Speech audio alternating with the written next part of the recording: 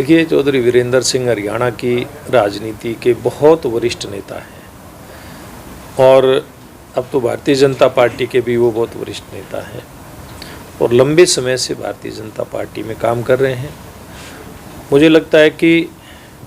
ये जो विषय है, इस विषय के ऊपर वैसे तो गठबंधन किससे करना किससे नहीं करना वो हमारे केंद्रीय नेतृत्व का काम है, लेकिन मैं एक बात ये दावे के साथ कह सकता हूं कि चौधरी वीरेंद्र सिंह भारतीय जनता पार्टी की मजबूती के लिए काम कर रहे हैं और भविष्य में भी मजबूती के लिए काम करेंगे, क्योंकि जिस प्रकार से चौधरी वीरेंद्र सिंह को, वीरेंद्र सिंह जी के परिवार को जो सम्मान भारतीय जनता पार्टी ने दिया है वो सम्मान कभी कांग्रेस पार्टी ने नहीं दिया। जिस प्रकार के समाज के कल्याण की, जिस प्रकार के समाज में बदलाव की, समाज के उत्थान की बातें, हरियाणा प्रदेश की बेहतरी की बातें चौधरी वीरेंद्र सिंह करते रहे हैं, वो कांग्रेस पार्टी ने कभी नहीं करी, वो भारतीय जनता पार्टी करती है। और जिस प्रकार की साफ सुथरी राजनीति में मान करके चलता हूँ कि चौधरी वीरेंद्र सिंह जी ने करी है, भ्रष्टाचार उनके नज़दीक भी नहीं रहा कभी, ना उन्होंने भ्रष्टाचारियों को बर्दाश्त किया, तो आज भारतीय जनता पार्टी भी वैसी ही पार्टी है। और कुछ लोग जैसी टिप्पणी कर रहे थे कि वो कांग्रेस में तो नहीं चले जाएंगे, क्योंकि कांग्रेस में वो इसलिए नहीं जाएंगे, भारतीय जनता पार्टी के साथ ही वो रहेंगे, क्योंकि कांग्रेस तो भ्रष्टाचार का दलदल है,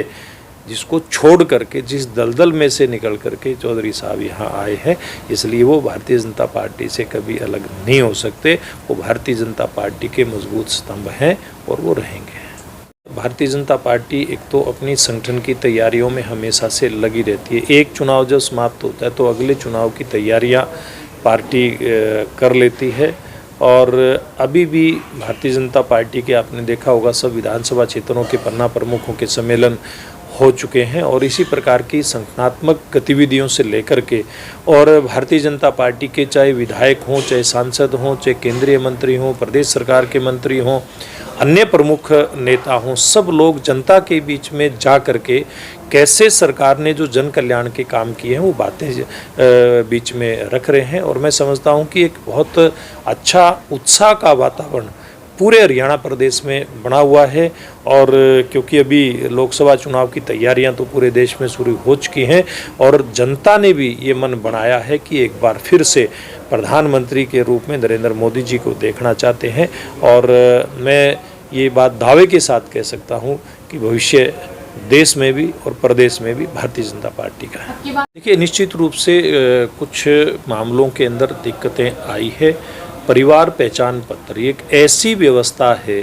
जिसके लागू होने से हरियाणा के आम जन की बहुत सारी समस्याओं का समाधान हुआ है। रोज़मर्रा के जो काम सरकारी कार्यालयों में जाकर के करवाने पड़ते थे, वो अपने गांव के, अपने शहर के, अपने वार्ड के CSC सेंटर में जाकर के ही संबंधित परिवार का कोई भी व्यक्ति करवा सकता है। लेकिन आपकी बात से मैं सहमत हूँ, कुछ स्थानों के ऊपर दिक्कत आई थी। सरकार ने 2-2, 3-3 दिन के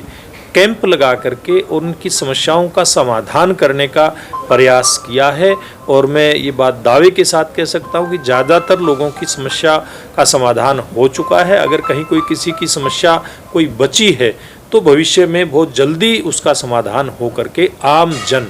पूरी तरह से इस सुविधा का लाभ उठा सकेगा। मैं नहीं समझता कि कांग्रेस पार्टी के कोई नेता कॉन्फिडेंस के साथ ही बात कह सकते हैं। कॉन्फिडेंस आया कहाँ से तो सवाल ही नहीं खड़ा होता, वो कॉन्फिडेंस के साथ कह ही नहीं सकते। कांग्रेस पार्टी आज इतने टुकड़ों में बटी है और कांग्रेस पार्टी ने जो जनता को गुमराह किया, कांग्रेस पार्टी ने अपने समय में जो पापी